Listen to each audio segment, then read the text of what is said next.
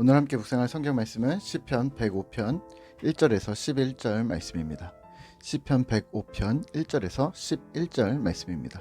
오늘은 8절, 9절, 10절 말씀을 읽겠습니다. 그는 그의 언약 곧 천대에 걸쳐 명령하신 말씀을 영원히 기억하셨으니 이것은 아브라함과 맺은 언약이고 이삭에게 하신 맹세이며 야곱에게 세우신 율례 곧 이스라엘에게 하신 영원한 언약이라. 아멘. 오늘 함께 생각할 주제는 용기 있는 사람은 약속을 지킨다입니다. 이번 주 한 주간은 시편 말씀을 묵상하실 텐데요. 여러 번 말씀드려서 익숙하시겠지만 다시 한번 중요한 사실을 언급하고 시작해야 할 듯합니다. 우선은 시편이라는 책의 특성인데요. 그냥 시로 되어 있다고만 생각하시면 좀 곤란합니다. 시로 된 것은 맞는데 시편을 대할 때마다 항상 두 가지를 기억하셔야 합니다. 첫 번째는 1000년 동안 쓰여진 책이라는 거, 두 번째는 인간이 쓴 책이라는 점입니다. 첫 번째 시편은 다른 성경과 달리 창세기 출애굽기에 등장하는 모세의 시로부터 시작해서 다윗, 솔로몬, 그리고 수많은 신자들에 의해 쓰여졌습니다. 그리고 시편을 잘 보시면 1권, 2권, 3권 이런 식으로 5권까지 있는 것을 보셨을 텐데요. 권별로 주제들이 묶여져 있는 것을 금세 발견하실 겁니다. 왜냐하면 앞부분에 탄식하고 원망하고 울고 부르짖는 이 탄식시들이 비슷한 문구로 되어 있고요. 또 뒷부분에는 하나님을 찬양하라, 여호와께 감사하라, 그 인자하심이 영원함이로다, 이런 찬양의 문구가 계속 자주 반복됩니다. 그러면 왜 이렇게 똑같은 말을 반복하는 거야? 라고 생각하지 마시고 그 시편 한 편 한 편이 할아버지가 썼고 손주가 썼던 시고 또 100년 후에 후손이 썼고 한 민족이 어떻게 같은 신앙을 유지하며 왔는지 보여주는 멋진 부분이라고 생각하시죠. 모세의 시로부터 시작해 다윗, 솔로몬, 그리고 바벨론 포로 이후까지 하나님께 올린 시편이 수없이 편집되었다는 인류 역사를 담고 있다는 의미에서 시편은 엄청난 글입니다. 두 번째는 시편의 성격입니다. 시편의 중요한 포인트는 시로 쓰여졌다는 것이 아니라 인간이 하나님께 올린 기도라는 점입니다. 볼까요? 다른 성경은 하나님이 인간에게 주신 메시지입니다. 중간중간 어떤 이들이 찬양을 했다는 찬송시들이 등장하긴 하지만 결국 메시지는 하나님이 인간에게 하늘로부터 이 땅에 내려주시는 메시지입니다.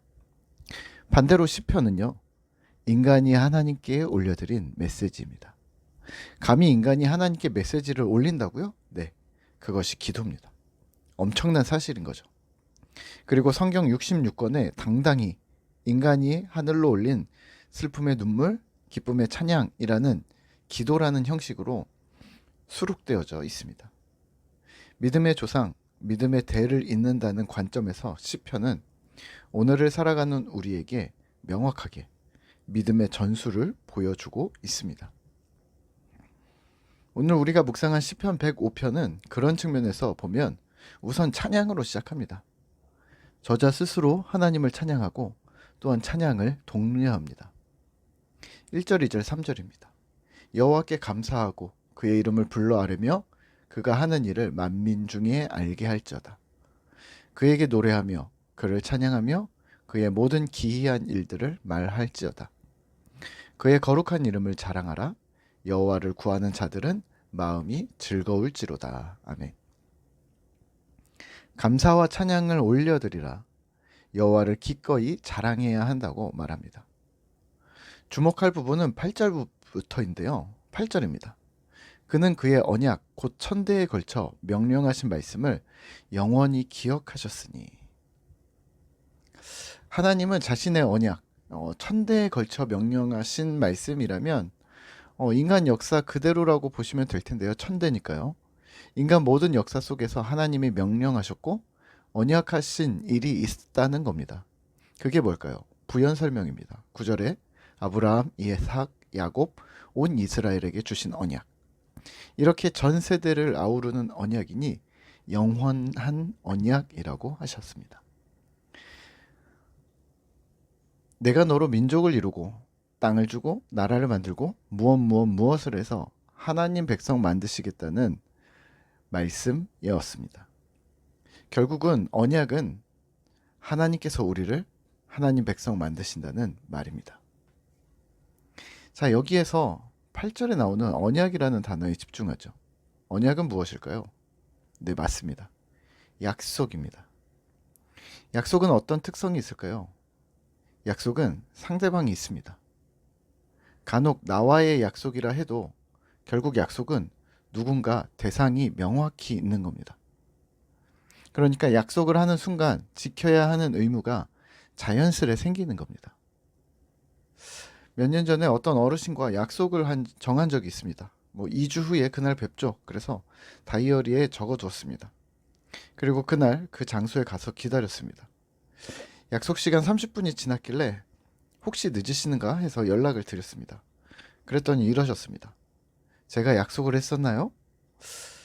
좀 당황했습니다. 네, 보통 네 하고 이렇게 금세 끝내는데 저도 당황해서 네, 약속을 하셨어요 하면서 설명이 길어졌는데요. 여튼 약속은요, 아랫사람이나 윗사람이나 한번 했다면 지켜야 하는 의무가 생깁니다. 우리 인간 사이에서는 변경을 해야 한다면 미리 연락을 하고 양해를 구하는 것이 에티켓이죠.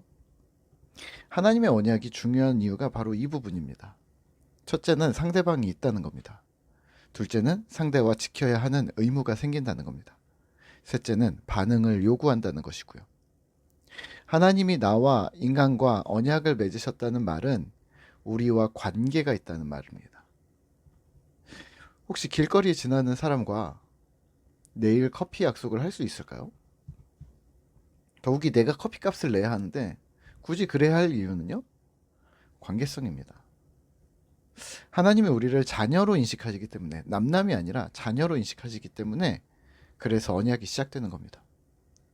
그리고 하나님과 우리 사이에 언약이 성립되었다는 말은 둘 다 지켜야 하는 의무가 생겼다는 말입니다. 아니 목사님, 저는 하나님과 언약을 맺은 적이 없는데요. 네, 죄송하지만 첫째 언약은 인류의 조상인 아담과 또 오늘 시편에 등장하는 아브라함, 이삭, 야곱, 이러한 실제적인 조상들이 언약을 했습니다. 그리고 더 중요한 사실은 이 언약을 예수 그리스도를 통해서, 이 언약이 예수 그리스도를 통해서 이미 성취되셨다라는 사실입니다. 그러니까 우리는 언약의 백성이면서 언약이 종료된 시점에 있는 백성이지만, 또 그렇다고 완전히 종료된 게 아니라 또다시 언약을 마무리하실 마지막 때를 기다리는 신자임을 기억하셔야 하는 겁니다. 이미 성취된 약속, 하지만 또 남아있는 약속 사이에 살아가는 인간들이 바로 지금 우리입니다. 그리고 하나님은 약속을 지키실 것이 분명합니다. 하나님이시니까요. 오늘 우리는 무엇을 해야 할까요? 네, 약속을 지키시는 하나님께 반응하는 신자가 되시죠. 하나님을 더 신뢰하고 믿음을 더 튼튼히 하고 하나님 사랑하기를 더 기뻐하고 주님 안에 거하기를 즐겨 하시죠. 또 하나, 주님 닮아 용기 있는 자가 되는 것은 어떨까요? 사랑을 실천하는 겁니다. 옳음과 바름을 세우는 겁니다. 예수 닮은 삶을 사는 것이 약속을 기다리며 약속을 따라 사는 삶이 사람이 아닐까요? 왜냐하면 성경이 그렇게 살며 기다리라고 우리에게 요청하고 있기 때문입니다. 이번 8월 마지막 주 한 주도 무더위를 잘 보내시면서 영혼과 육의 건강을 잘 돌보시고 또 예수 닮은 언약의 백성으로 살아가는 신실한 꿈터 성도 되시기를 기도하겠습니다.